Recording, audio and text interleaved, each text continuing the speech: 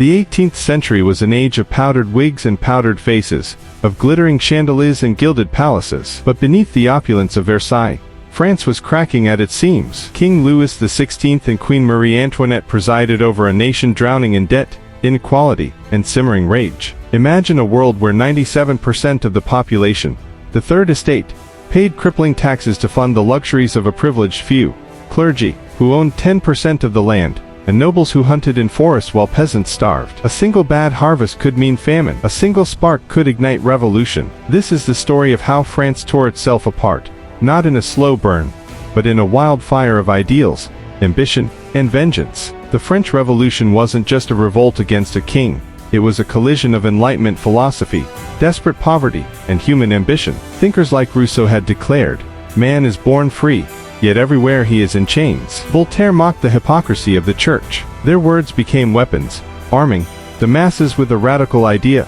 What if power belonged to the people? By 1789, France was a tinderbox. The treasury was empty, drained by wars like the American Revolution and decades of excess. Bread prices soared, peasants whispered of revolt, while nobles clung to medieval privileges. When Louis XVI summoned the Estates General to fix the crisis, he unknowingly lit the fuse. The Third Estate refused a fair voice, rebelled. They swore the tennis court oath, vowing to write a constitution. Then came July the 14th.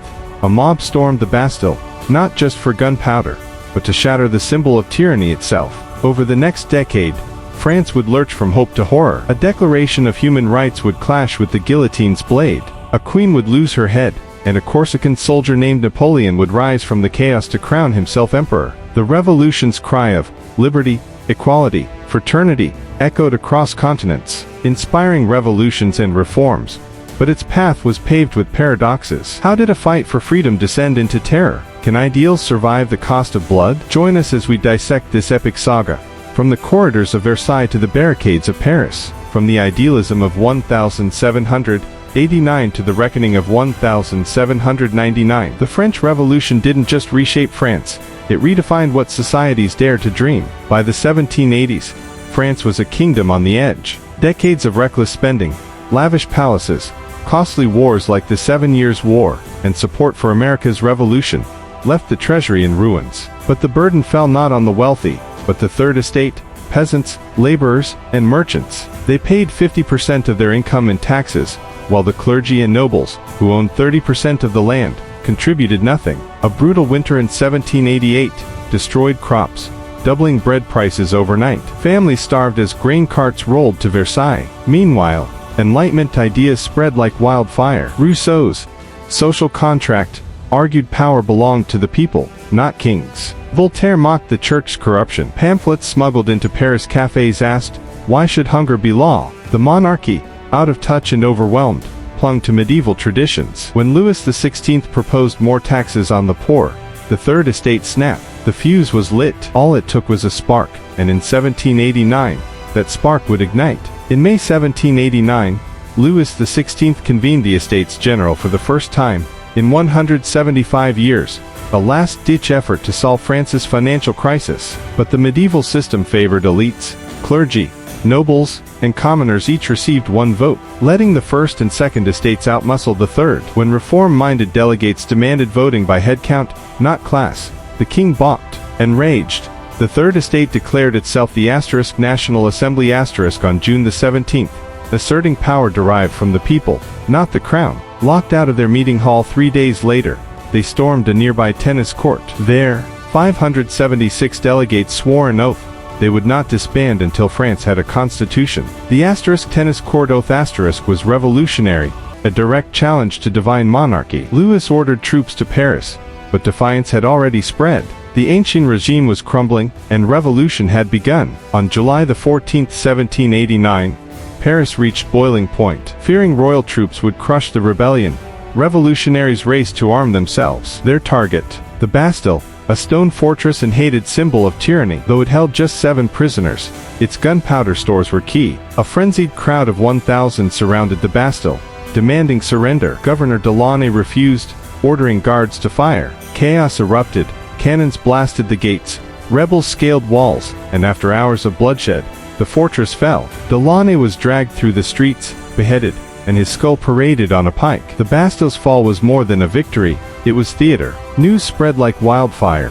The people had toppled royal authority. Louis XVI, hearing the news, asked, "Is this a revolt?" His aide replied, "No, sire, it is a revolution." Power now belonged to the streets. The monarchy's fate was sealed. By August 1789, the National Assembly faced a critical question: what defines freedom? Their answer: the Asterisk Declaration of the Rights of Man and Citizen Asterisk. Inspired by Enlightenment ideals, it proclaimed liberty, equality, and resistance to oppression as natural rights. Feudalism was abolished. No more noble privileges or church tithes. But contradictions loomed. While men celebrated, women like Olympe de Gouges were excluded, later demanding their own declaration. Enslaved people in colonies were ignored entirely, their freedom deferred for years. The document was revolutionary, a blueprint for modern democracy. Yet its flaws revealed the revolution's blind spots. Who counted as man? Who deserved citizenship? As the ink dried, radicals and conservatives clashed. The Declaration's ideals soared, but its promises remained unfinished. A bittersweet triumph. It set the stage for battles yet to come. October the 5th, 1789. Paris simmered with rage. Bread prices had skyrocketed, and rumors swirled that royal banquets mocked the starving. At dawn, thousands of market women, fishmongers, laundresses, mothers, marched 12 miles to Versailles, armed with kitchen knives and pitchforks. They weren't alone.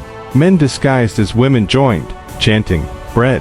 Bring us the baker, the baker's wife, and the baker's boy." A jab at Louis XVI and Marie Antoinette. Storming the palace gates, they cornered the king. Terrified, he pledged to distribute grain, but the crowd wanted more. At dawn, they invaded the queen's chambers. Marie Antoinette barely escaped. The mob then forced the royal family to return to Paris. The procession was a humiliation.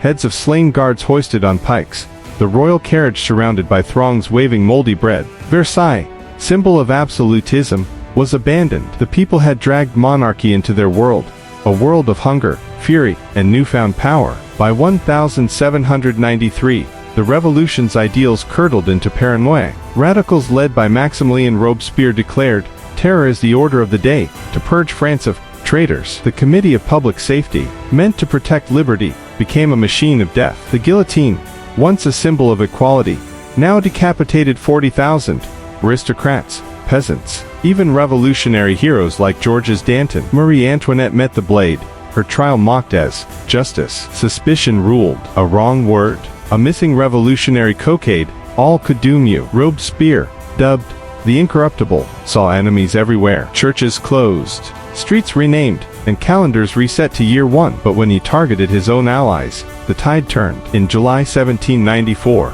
terrified deputies arrested Robespierre. His jaw shattered by a gunshot, he faced the guillotine like his victims. The terror ended, but its scars lingered. The revolution had devoured its children, and its soul. By 1799, France was exhausted.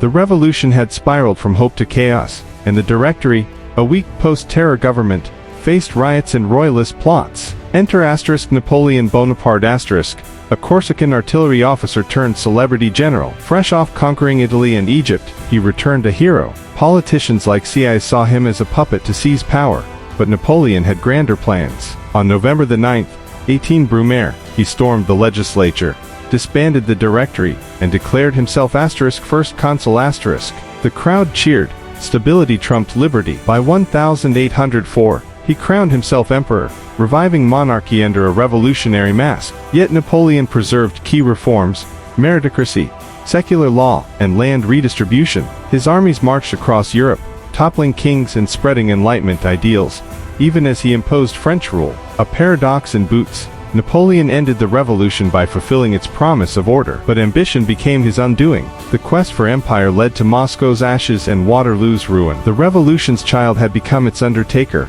and its loudest evangelist. The French Revolution's legacy is a tapestry of triumph and tragedy. It shattered divine monarchy, birthing modern democracy and nationalism. Its rallying cry, liberty, equality, fraternity, inspired global movements. Hiatus 1791 slave revolt, Latin America's independence wars, and 19th century reforms. Yet contradictions endured. Women like Olympe de Gouges, who demanded equal rights, were guillotined. Slavery briefly abolished in 1794, was reinstated by Napoleon. The revolution taught us ideals alone cannot guarantee justice, power corrupts, and terror betrays liberty. But its DNA survives: secularism, human rights declarations, and the notion that governments derive authority from the people. From the 1848 uprisings to the Arab Spring, its echoes persist. Even the UN's Universal Declaration of Human Rights owes it a debt.